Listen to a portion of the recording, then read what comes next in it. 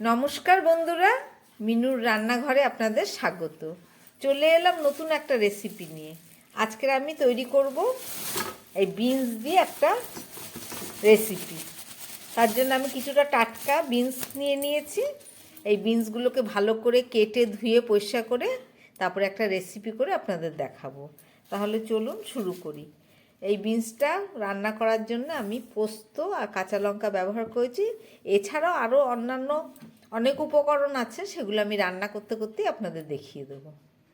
বিনসগুলোকে খুব ভালো করে ধুয়ে কেটে একদম রেডি করে নিলাম। সঙ্গে নিয়েছি খানিকটা আলু আর টমেটো। এছাড়া মশলার মধ্যে আছে এই যে পোস্ত আর কাঁচা লঙ্কা বেটে নিয়েছি। এছাড়া রসুন, পেঁয়াজ আর ধনেপাতা।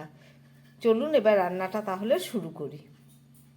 বিনস রান্না করার জন্য আমি একটা কড়াই বসিয়ে দিয়েছি। তার মধ্যে দিয়ে দিচ্ছি পরিমাণ মতো তেল। এই তেলের মধ্যে একদম প্রথমে আমি বিনসগুলোকে একটু ভেজে নেব।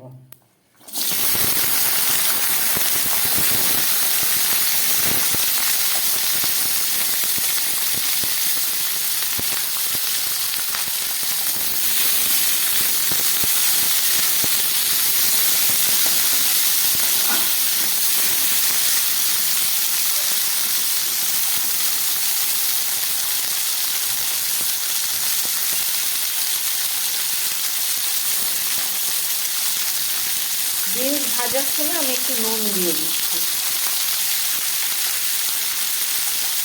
নুনটা দিয়ে এটাকে গ্যাস কমিয়ে অনেকক্ষণ ধরে ভেজে নেব।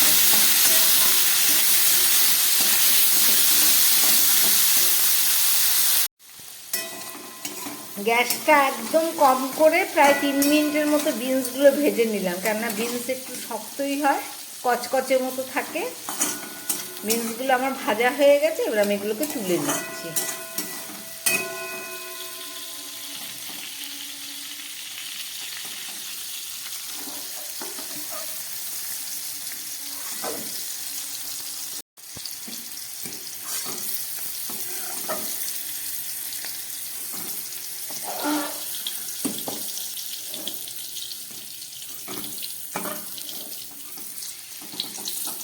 বিনসগুলো আমার ভাজা হয়ে গেল। এই বিনস ভাজা তেলের মধ্যে আমি দিয়ে দিচ্ছি একটু ফোড়ন, একটু 5 ফোড়ন দিয়ে দিলাম। 5 ফোড়নের মধ্যে কালো জিরেটাই বেশি। আর দিয়ে দিচ্ছি এই কেটে রাখা আলু।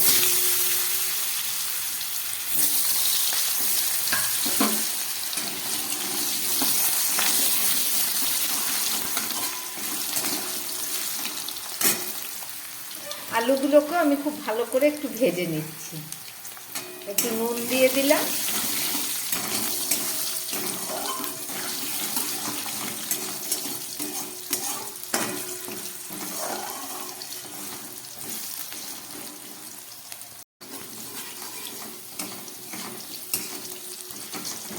আলুগুলো আমার ভাজা হয়ে গেছে, আলুগুলোকেও এবার তুলে নিচ্ছি।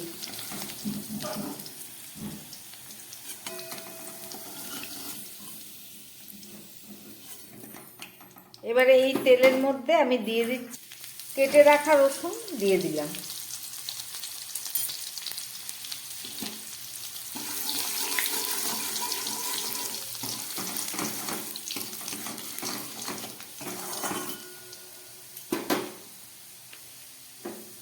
এবার দিয়ে দিচ্ছি কেটে রাখা পেঁয়াজ।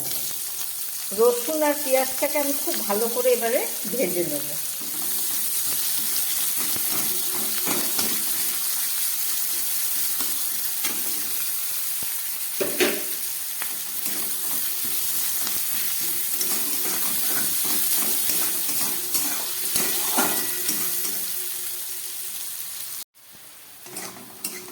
রসুন পেঁয়াজটা আমার খুব ভালোভাবে ভেজে নেওয়া হয়েছে।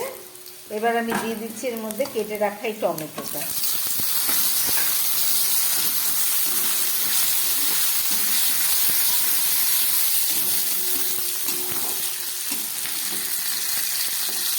আর দিয়ে দিচ্ছি একটু শুকনো লঙ্কা। শুকনো লঙ্কাটাকে ছোট করে কেটে নিয়েছি, এটাকে দিয়ে দিলাম।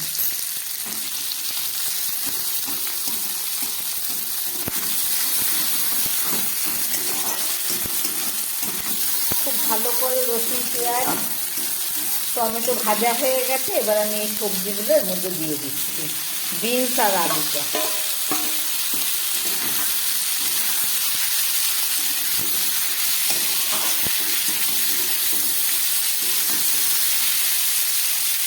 এবার দিয়ে দিচ্ছি পরিমাণ মতো হলুদ। নুন আমি আগেই দিয়েছি, আর নুন এখন দেবো না।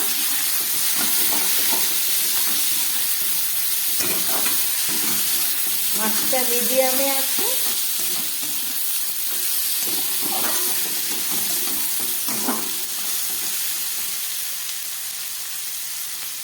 আর দিয়ে দিচ্ছি সামান্য ভাজা জিরে, হাফ চামচেরও কম দিলাম।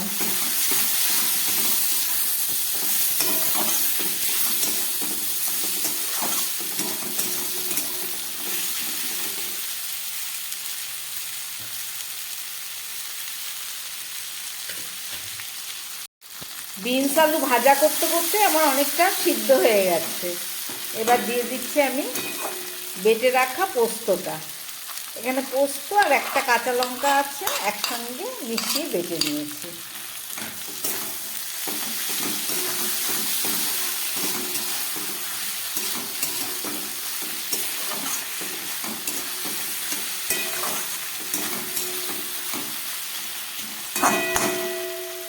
এবার দিয়ে দিচ্ছি খুব সামান্য জল, বাকিটুকুনি সিদ্ধ করার মতো জল আমি দিয়ে দিলাম।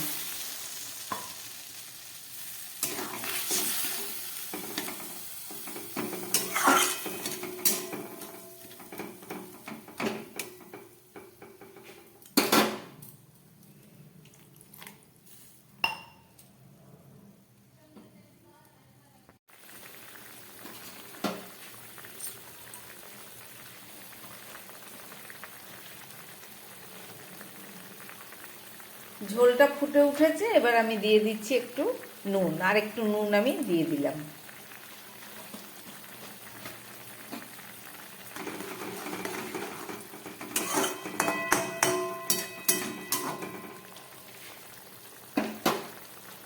ঝোলটা একদম ফুটে উঠেছে, আমি গ্যাসটাকে এবার একটু কম করে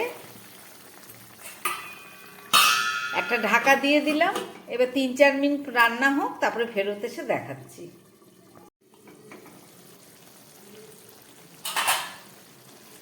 প্রায় 3-4 মিনিট মতো রান্না করলাম। জলটা শুকিয়ে গেছে, তরকারিটা গায়ে মাখা হয়ে গেছে, আলুগুলো একদম সিদ্ধ হয়ে গেছে, আর বিনসও সিদ্ধ হয়ে গেছে। আমার রান্নাটা হয়ে গেছে। এবার সব শেষে দিয়ে দিচ্ছি একটু ধনেপাতা, আর দিয়ে দেবো কাঁচা লঙ্কা। ধনেপাতাটা দেওয়া হয়ে গেছে, জলটাও একদম শুকিয়ে তরকারিটা গায়ে মাখা হয়ে গেছে।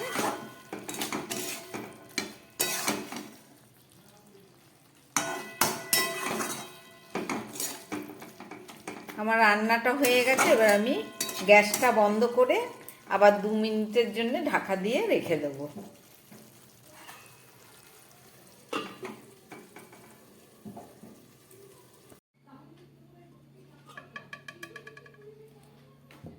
রান্না করলাম আলু আর বিনস দিয়ে পোস্ত। রেসিপিটা আপনারা দেখলেন, আশা করি আপনাদের ভালো লেগেছে এবং খেতেও খুব ভালো। গরম ভাতে খেয়ে দেখবেন, যেমন খেতে সুন্দর তেমনি এটা খুব পুষ্টিগুণে ভরপুর।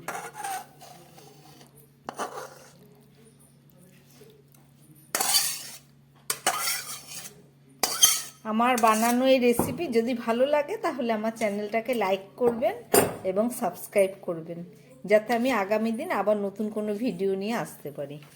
নমস্কার, সবাই সুস্থ থাকবেন, ভালো থাকবেন।